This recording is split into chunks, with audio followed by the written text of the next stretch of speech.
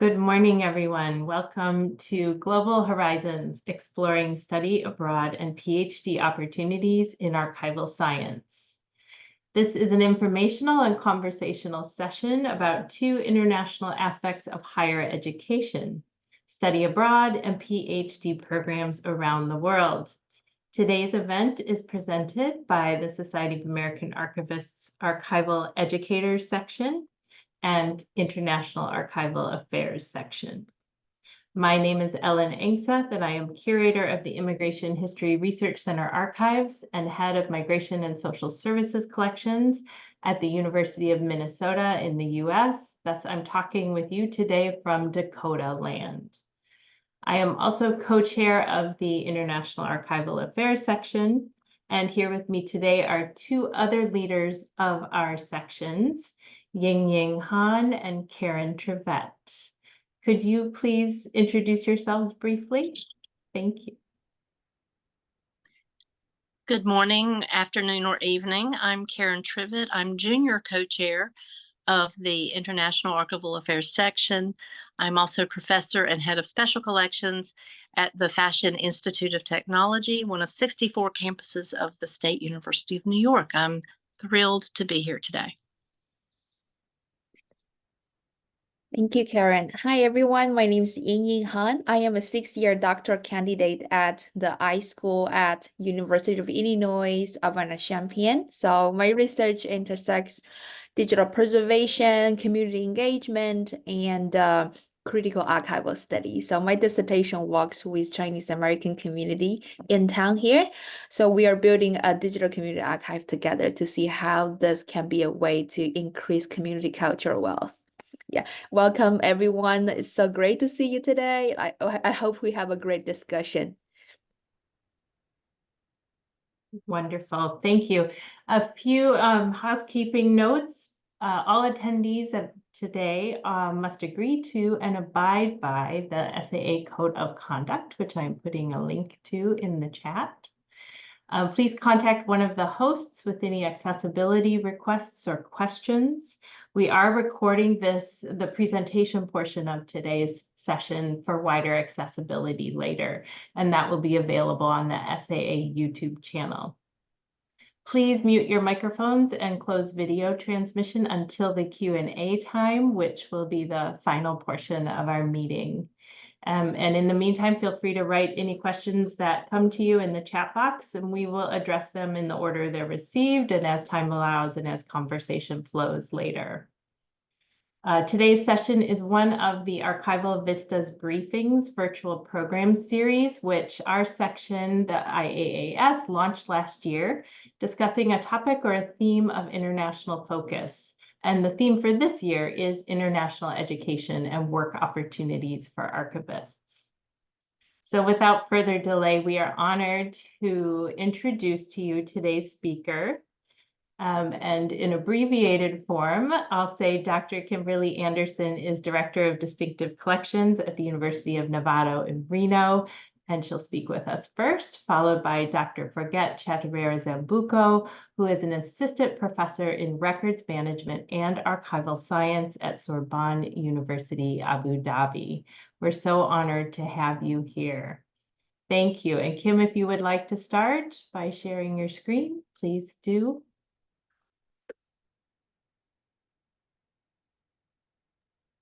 Hi, everyone. Thank you so much for being with us today. My name, as Ellen had just said, is Kimberly Anderson. I'm going to be speaking to you about a study abroad I led in 2013 to Australia with American students, United States students. I want to first acknowledge that I am on the lands of the Numa, Nua, Washu, and Numa peoples, where I work at a colonial land grant archive, and I'm grateful for the stewardship of the generations of this land. So first, so the order of events is that we're going to talk a little bit about how I came to be connected to Australia, the course development and design, the calendar and sites we visited, and then what we learned. So as you heard, I currently work at the University of Nevada, Reno. However, in my prior life, I was a graduate faculty teacher at the University of Wisconsin-Milwaukee. So for a while, I was the lead of the archives concentration faculty there. And that is a graduate MLIS program with both a archival studies concentration and a postmaster certificate in archives. So before that, I was a graduate student myself at UCLA, and that is where I first encountered my Australian colleagues. Specifically, I want to give a shout out to Joanne Evans and Sue McKemish.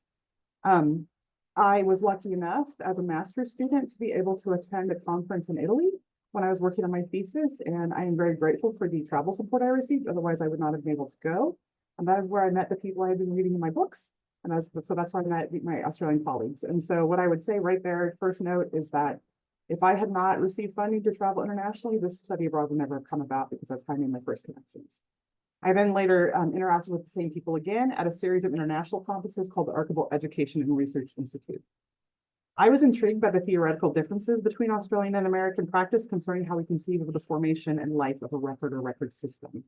I decided to pursue leading a study abroad class for my master's students so that I could do some in-country work in Australia while also sharing a comparative cultural experience with the students. It's my belief that our practice as archivists improve when we are exposed to other cultures' ways of thinking about record keeping. So the study abroad was in July of 2013. I stayed on afterwards as a visiting scholar at Monash University with the Records Continuum Research Group right after the study abroad. So this is a little screenshot of my syllabus. And so as I mentioned, as part of the MLIS program at UWM, University of Wisconsin-Milwaukee.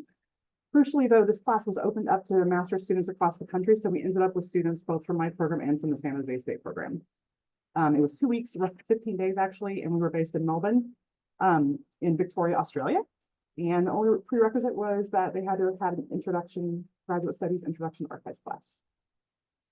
So the course goals, there were 3, basically. I wanted them to understand Australian contributions to archival theory. I wanted them to understand the differences between practice in the United States and Australia, which I think is important for helping students to understand the relationship between theory and practice. And I wanted students to develop their own reflective practice through displacement into a new cultural situation. So one of the key things about Australian theory versus American theory is sort of the records continuum model versus the life cycle model. And so this is sort of how this is actual slides from the class. This is how I explained it to students. This is very simplistic and intended to be a little bit funny. So basically this is the life cycle model. It's a linear passage through time of a record. We start with the creation, active use and storage, then we go to disposition, which then either goes to preservation in the archives or destruction or weeding. So this is pretty straightforward and easy to understand and practice. In contrast, this is what came out of Australia. So this is the records continuum model. This is extremely difficult for American students and practitioners to understand. And I want to credit Frank Upward, who was an archivist and faculty member at Monash. I believe he's retired now, but I'm not sure. And he developed this out of his work with the Public Records Office in Victoria. So I was really curious as to why this theoretical model made sense to Australian archivists, but typically didn't make sense to American students or practitioners. During my time as a visiting scholar at Monash after the study abroad, I did a guest lecture in their master's program for their MLIS students, and I showed them the life cycle model, and they all laughed because they're like, that is way too simplistic. So that was a cultural moment for me that I thought was interesting. Upwards continuum model is a relationship model, not a map or temporal model. So one of the ways one of the archivists in Australia explained it to me was that you would use this in practice to aid in decision making. So you'd look at the model, and if you were interested in supporting collective memory, which is at the very top, you'd see that collective memory is a pluralizing action on dimension 4 there. And it would happen via multiple archives, and it serves as an evidential function, which is the axis of evidentiality at the top. So unlike the life cycle model, which only maps one trajectory through time, the continuum model accounts for the usefulness of records to different groups of people simultaneously at different points in time. The continuum is especially useful when looking for electronic records. So my belief is that it's very important for practitioners worldwide to have an understanding of this as a contrasting concept to the life cycle model. There are 4 core principles. The concept of record is not time-bound. Records are logical entities, concepts, not objects. Record keeping needs to be integrated into other processes, and archival science is a foundation for knowledge about record keeping. So one of the tasks I set out to accomplish with the study abroad is helping students really understand this, because it is still confusing to me to this day, because my cultural context is life cycle makes more sense. But I think this is a good intellectual challenge for me. So the basic structure of the class was this. I made them do a pre and post travel essay where they had to reflect on culture and archives and knowledge about Australian theory. They had to do a formal research essay on the records continuum model. We had multiple site visits, class lectures and discussions. The class lectures were actually formal class lectures, small group lectures, daily journaling, and then ASA Monash University. So one of the things that it was important about this course design was that we were lucky enough to have the Australian Society of Archivists be willing to meet with the students and invite them to one of their regional meetings. So the students got exposed both to the other students and instructors at Monash University, but also to the local professional society. And I think that was very helpful. So I'm going to go through the learning outcomes rather briefly. So these are the formal learning outcomes I put into the course proposal packet when I got this approved. So there were basically 3 frameworks. So we had the continuum model as one of the facet areas. The 2 major outcomes for this is I wanted them to understand the model and its development. And I also wanted them to understand how the continuum model was implemented on site, on the ground in Australia. And then the part on the right there is just measurements and activities, like so how I measure these things. I would note here it says journaling after Frank Upward talk. Frank Upward was very gracious with his time and gave a lecture to the students on the continuum model. So they got to meet their celebrity authors, which was kind of great.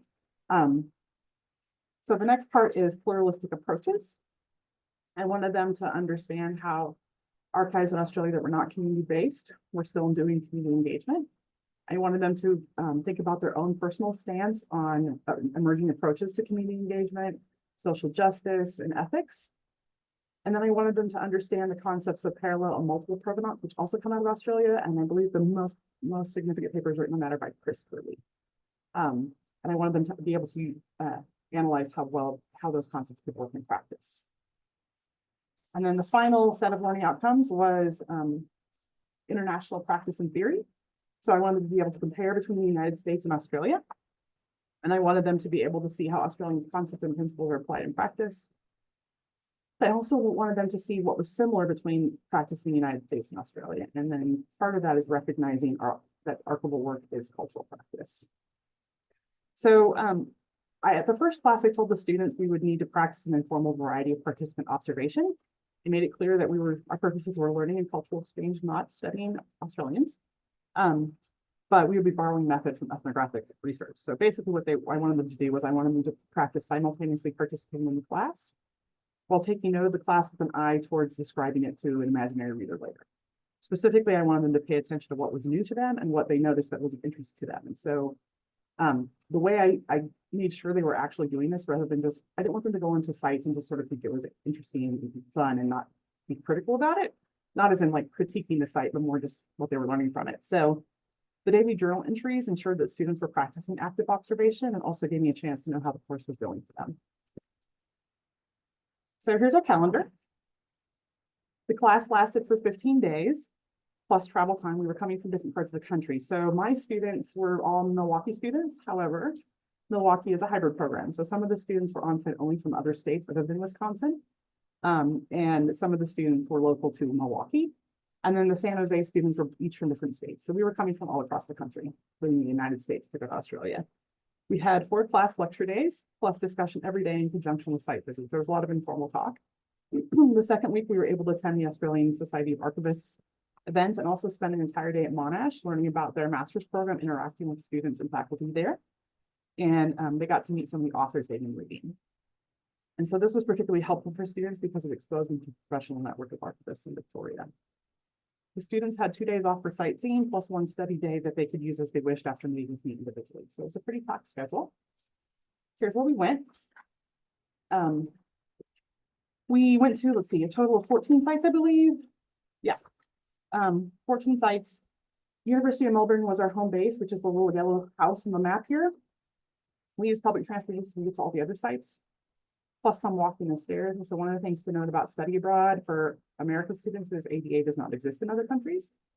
So our plan was to swap out some of the sites that were less accessible if we needed to. We did not need to, but that was the plan. Most of the sites were fully accessible.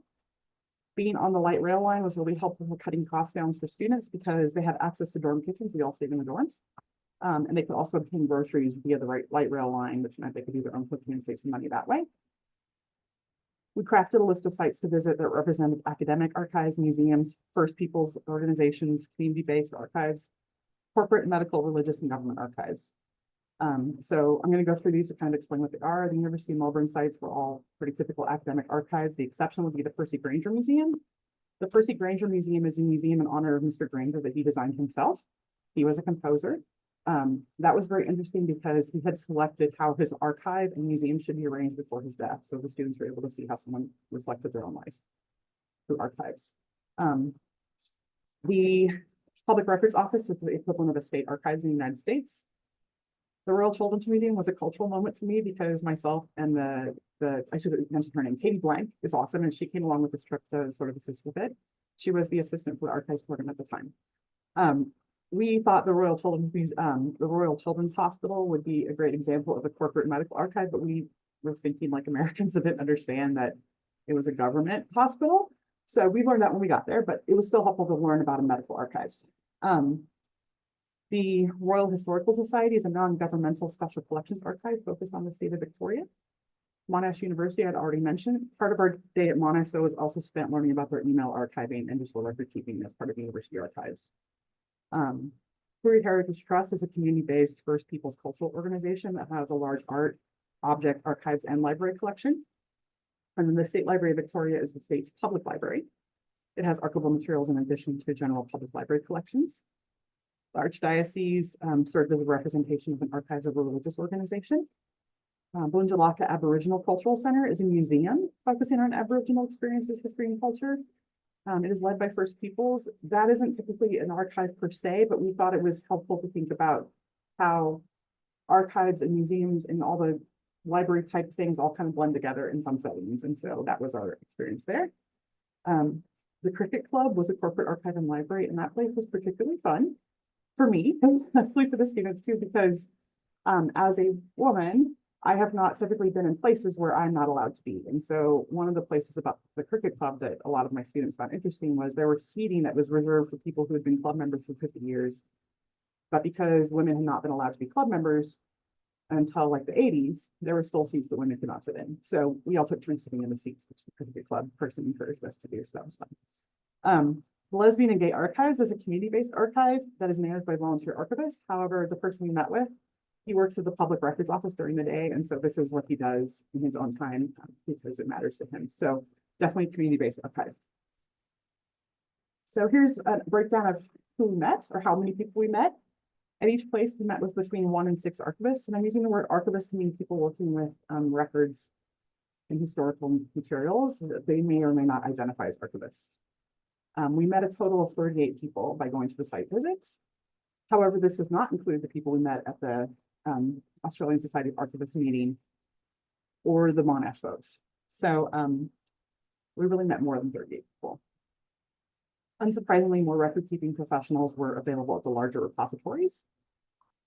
However, having formal training as an archivist doesn't necessarily correspond to the size of the repository. Like I said, the LGBT archive is run by someone who has formal training as an archivist, but he also works at the Public Records Office. The Cricket Club, Historical Society, Archdiocese, Korea Heritage Trust, and Boonjalaka all had record keepers with education outside of archives.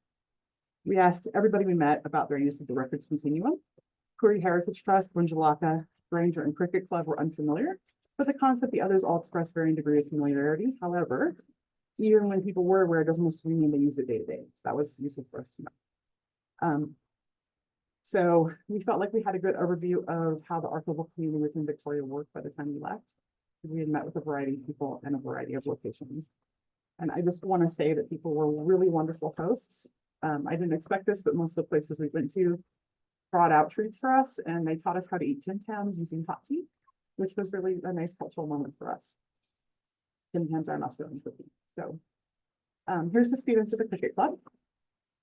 As I mentioned, I opened the class up to archive students nationwide and got 2 enrollees from San Jose State. So I had a total of 9 students, 7 of mine and 2 from San Jose.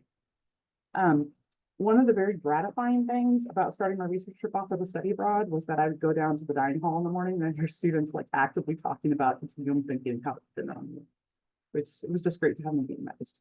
The other thing is the students came from different parts of their program. So some were just starting and some were nearly done, which I think was hopeful in terms of leading conversations, because the students had both two different educational programs they were coming from, and also different degrees of coursework. So quickly, here's what we learned. I had thought sort of Australia and the United States would be pretty similar, but what I learned is that there are cultural and historical differences that matter.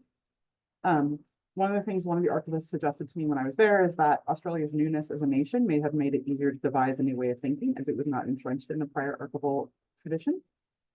Secondly, this is something we noticed.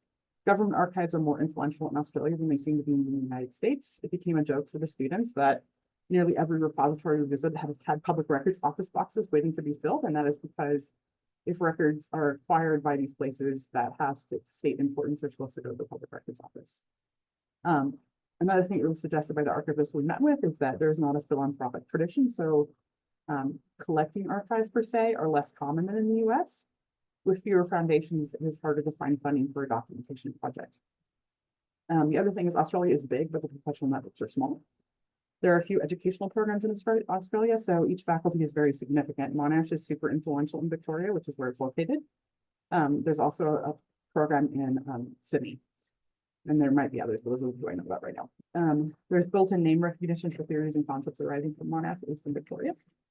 And then overall, Australian population is it's all concentrated along the coasts in general. And so that what that means is that the archivists are fairly well networked because the population kind of lives in roughly the same areas.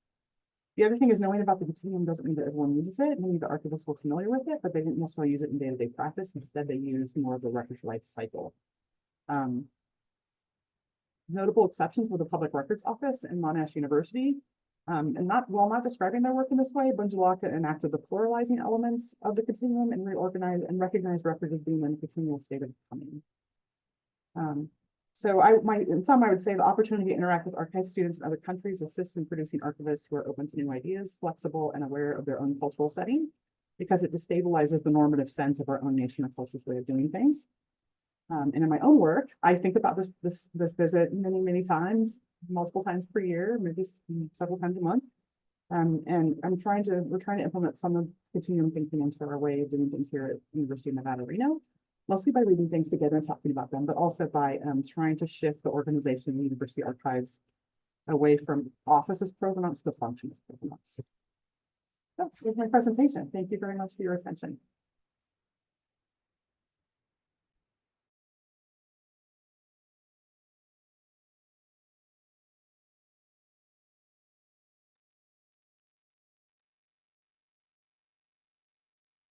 Thank you so much, Dr. Anderson. Dr. Forget Chattarera Zambuco, would you like to begin? Yes, thank you so much, Chair. I will get straight into my presentation, and I'm not going to be sharing any slides, but I sincerely hope that my voice is audible for everyone. Yes, we can hear you clearly. That's good. Thank you for confirming. I have already been introduced, but I would like to highlight that some aspects of myself that are going to be useful in my today's speech. I did my doctoral studies in South Africa with the University of South Africa Department of Information Science, but I come from Zimbabwe, and currently I'm working in Abu Dhabi at Sorbonne University.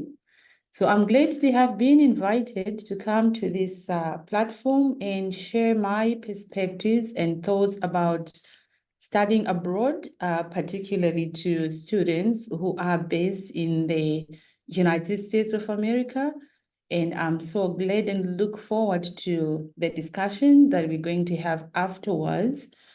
So in my talk, I'm going to mainly address issues to do with the various programs, PhD programs related to archives available around the world.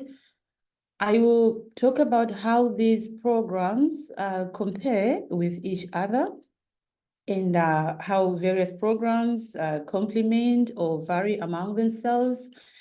And then I will also offer my perspectives on the international archival science PhD landscape. And last but not least, I would like to touch on what PhD graduates can expect in terms of job market after obtaining a PhD.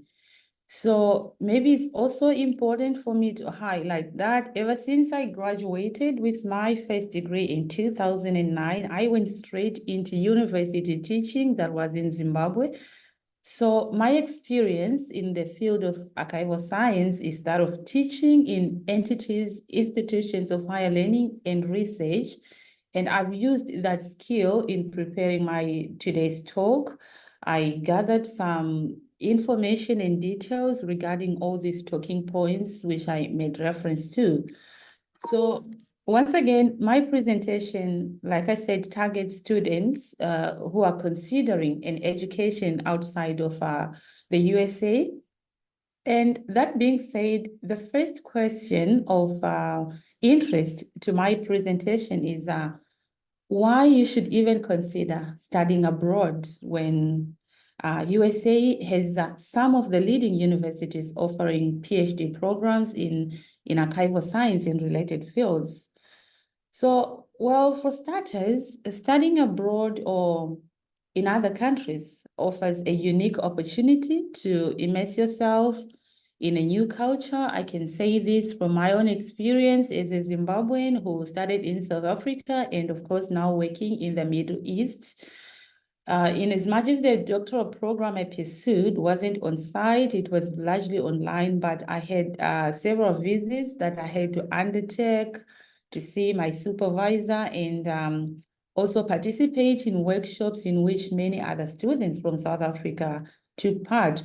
So it taught me to kind of immerse myself in a new culture. The experience was great, and it's one highlight that I want to bring to your attention to say that you get to expose yourself to that aspect, and of course you also stand to gain diverse perspectives and of course access specialized programs that may not be available in your home country. I mentioned just earlier on that USA has some of the best programs in archival science at PhD level, but surely it may not be exhaustive. So if you consider studying abroad, chances are there that you may get yourself exposed to some specialized programs that may not be available in the USA.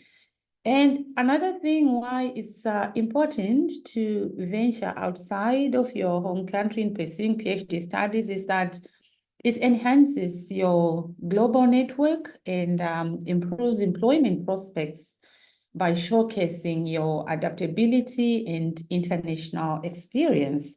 So these are the fundamental benefits that you stand to enjoy if you consider studying abroad. However, I must hasten to mention that studying abroad is not entirely about immersing yourself in a new culture. You need to search for the right PhD program. Excuse me. But what exactly is the right PhD program? This could be a question, of course, that some of you have already formed in their minds when I mentioned the need to search for the right PhD program. What this means is that you must ensure the program offers courses and research opportunities that match your interests and career goals. So in short, you have to do a self-reflection and identify your interests from the innermost, and then you conduct research in terms of the courses and opportunities that match those interests in your career goals. You don't want to pursue something just because it has been made available to you. You know, the issue of career is something that you're probably gonna have to live it with for the rest of your life. So it's important that you get to seriously consider your interests and your goals. Then the other thing that is important when you are considering to study abroad is that you should look for programs with faculty members who are experts in your area of interest. We know that the discipline of archival science, information science is quite broad, and it's not possible for every faculty or professor to be possessing the skills that you may be interested in. So in that regard, you will notice that several universities, if not all of them, publish the profiles of their faculty members on the website. So apart from checking the relevance and appropriateness of their programs to your own interests, it's important that you also scan the profiles of the faculty members on the website, because the profiles usually come with the expertise and areas of interest of the faculty members. So such information will help you to make informed decisions in terms of whether to apply to that particular university or not.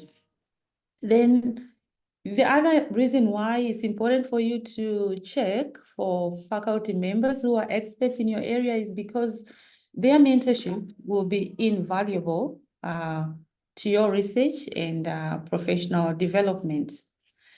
Then the other thing I thought of as I was preparing this talk with prospective PhD students who may want to study abroad was the issue of the location itself. It does really matter. It may be an obvious point, but I thought I should bring it to light. It's important and advisable for you to consider the cultural, linguistic, and even the economic aspects of the country and the city that you choose to start with. We are privileged in this era of technology where information is readily available, but also you have to be very careful on the websites that you search the information from, because now we have deep fakes, we have misinformation and disinformation. So make sure you do consult the verified sources of information so that you have full details regarding these fundamental and critical issues that you should be aware of in terms of where the university is located. It does matter. You know, experienced faculty and the program you like is not enough for you to make a decision to move and study in that particular country. So you need to think about how these factors will affect your daily life and your studies. Like I said, it's very important, and you shouldn't take it for granted. Then PhD studies do require some financial investment. And the last thing you want when you pursue a PhD studies is to worry much about the financial side of things. You don't want finances to interfere with your studies. So to that effect, prior to choosing the university you want to start with, it's crucial for you to do research about available scholarships, grants, and fellowships, you know, for international students.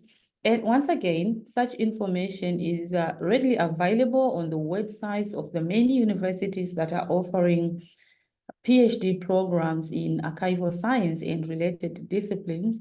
And in that regard, I am glad to have studied with a university that supported my doctoral studies all the way from master's actually to the end of my PhD studies through a bursary.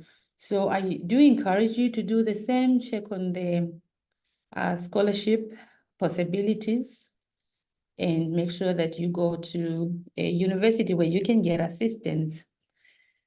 Then if you check on the websites of these many other universities, I'm gonna mention them by name, but the list is too long, and that means I cannot be exhaustive on it.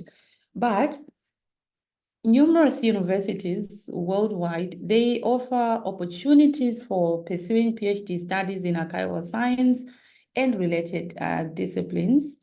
So one thing I've noticed that quite many of these universities, they do not offer specific programs titled archival science or information science or records management.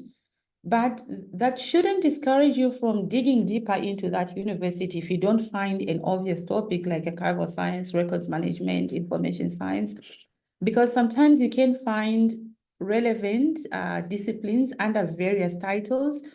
For instance, there are PhD studies in communication and information science.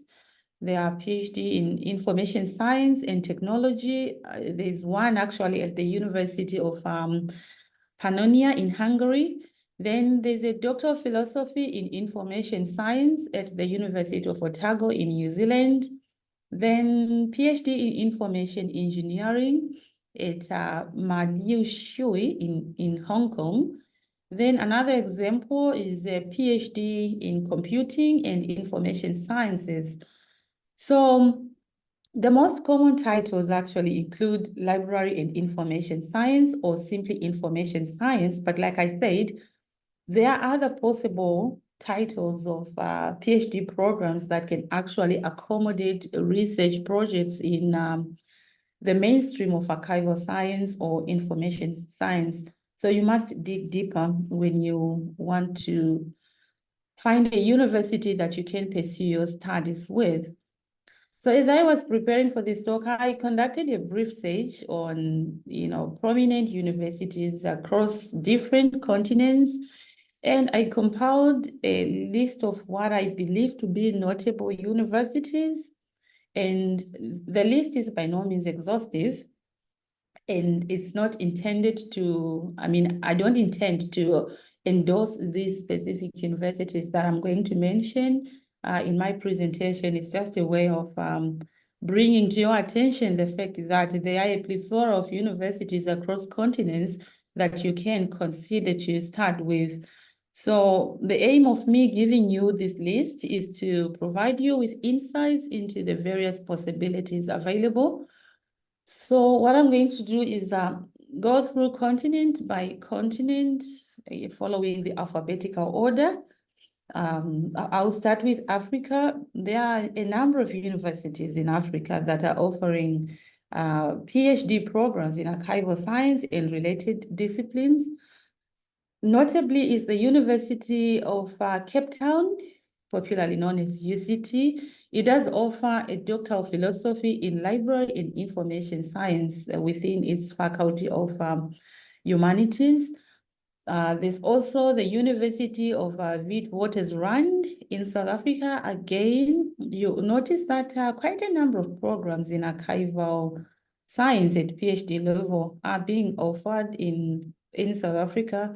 But that doesn't mean that other countries do not have PhD programs. It's just that as I was doing my research, comparing different size of rankings of these universities, this prominently came up, and I thought it prudent for me to share with you the universities that are a little bit outstanding so that you may probably develop some interest in them. There is the University of Stellenbosch. Again, it's in South Africa, and it's mostly recognized for its contributions to library and information science research. Then there's the University of KwaZulu-Natal. This one offers programs in library and information science, and the acceptance rate from the research I did is considered to be very good. So it's something encouraging, because sometimes the things that put off prospective PhD students is the fear of a rejection after applying to a particular university. So University of KwaZulu-Natal is notably recognized for its excellence, and the acceptance rate is also considered to be very good. Then there's the University of South Africa. I mentioned it when I was introducing myself, saying that that's where I started.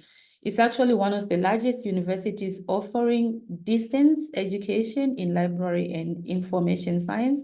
Then moving away from South Africa, going to West Africa, we have Makerere University in Uganda. This one is another big university which is known for its library and information science programs.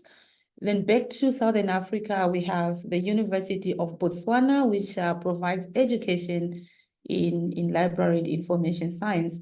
So the list goes on and on with several universities, others in Ghana, then there's Cairo in Egypt.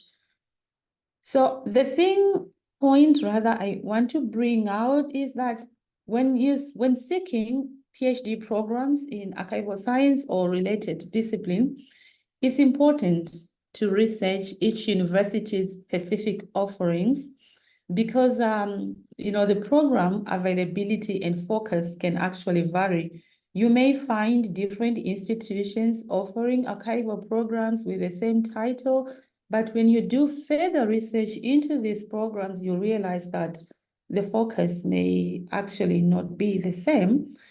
So on top of that, considering the interdisciplinary nature of archival science, which intersects with library science, information management, and digital humanities, the other thing you may want to do is that you dig deeper and search into these other related programs, because you may find archival science programs housed under these different other programs. Then moving away from Africa into Asia, I did some research again of some notable institutions that are offering archival science programs at PhD levels, and there's the University of Tokyo in Japan. This one is primarily known for its comprehensive research programs and a strong emphasis on library and information science. Then Japan also has Kyoto University, which offers robust research opportunities in humanities and social sciences, including disciplines related to archival science. And I found quite a number of programs in Asia, some of which are being offered in South Korea at the Seoul National University. Then in China, there's the Nanjing University, which offers a PhD in archives, emphasizing the preservation and management of cultural heritage. In Australia, of course, I may deliberately skip on this because the previous presenter touched on some aspects about it, but what I may want to say is that Australia is one continent that has very good universities where you can actually find some excellent programs to pursue in archival science. And once again, always bear in mind the fact that their PhD programs may not always necessarily titled archival science or information science. They can come with different titles, so you need to go into the specific details of each program to see if an archival science research can be accommodated in there. Okay, so I'm skipping here the list of the university in Australia. Then going into Europe, I want to bring your attention to some of the best universities that are offering PhD programs in the broader domain of archival science. There is the University College of London. This one is known for its strong research performance in library and information science. I'm sure, I bet probably everybody in the audience knows about it. Then the University of Oxford, again, this one is said to have a high acceptance rate for library and information science, and it's one of the oldest and most prestigious university in the world. The same can be said with the University of Cambridge, another prestigious institution with a strong program in library and information science. Then, the list is very long. And like I said, the idea is for me not to kind of market these universities, but just to broaden your thinking to the fact that there are numerous universities out there which you can consider if you want to pursue your PhD studies. Moving outside of the UK, in the Netherlands, there's the University of Amsterdam. Then in Denmark, there's the University of Copenhagen. All these offer programs in library and information science, and they do have a strong research presence. Then last but not least, there's the University of Helsinki, which is recognized for its contributions to the field of library of information science.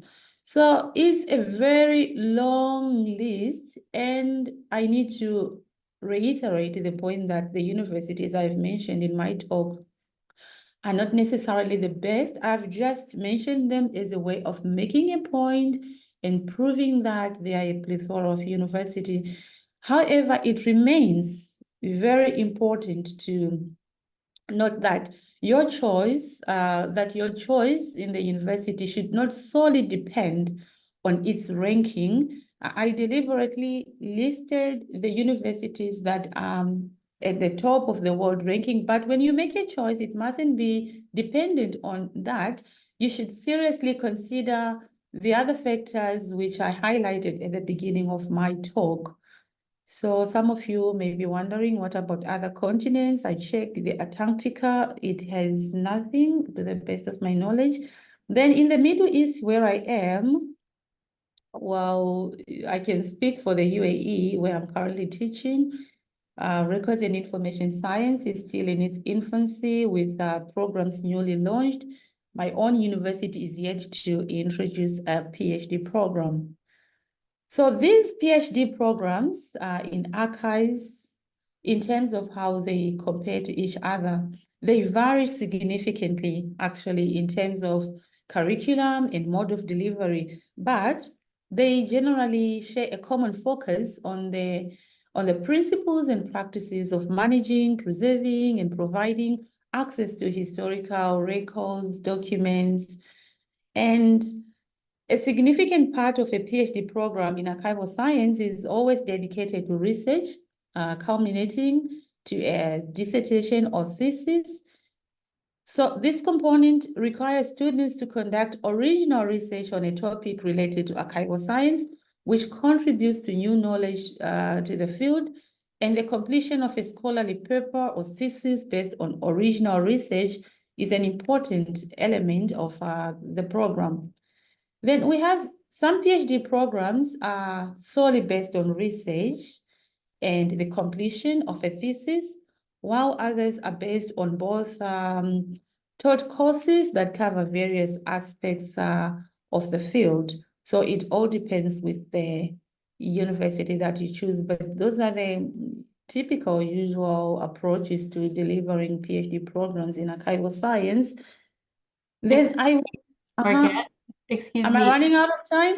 Yes, if you could wrap up in a minute, that would be great. Thank you. That's okay. I was actually left with just my perspective, which is more of a sentence, and I will be done. So overall, my perspective on the international archival science landscape is that PhD students in archival science tend to choose topics based on the current trends in the field of, current trends in the field, technological advancements, societal needs, and the availability of resources. And as put forward by the Society of American Archivists who have organized this event, the latest trends in archival practice these days include digital preservation, access to archives, community archiving. So such topics have actually become popular in doctoral students. And before I say thank you, I need to tell you that we are hosting Archival Education Research Institute, which is of interest to those looking forward in pursuing PhD studies. Please consider submitting proposals, and thank you so much. Thank you so much, Forget. Yeah, so I'm now going to organize this Q&A session. So we have one question from Jennifer. Is there a comprehensive list of international graduate PhD program in information science studies? So Forget just made a list of these informations.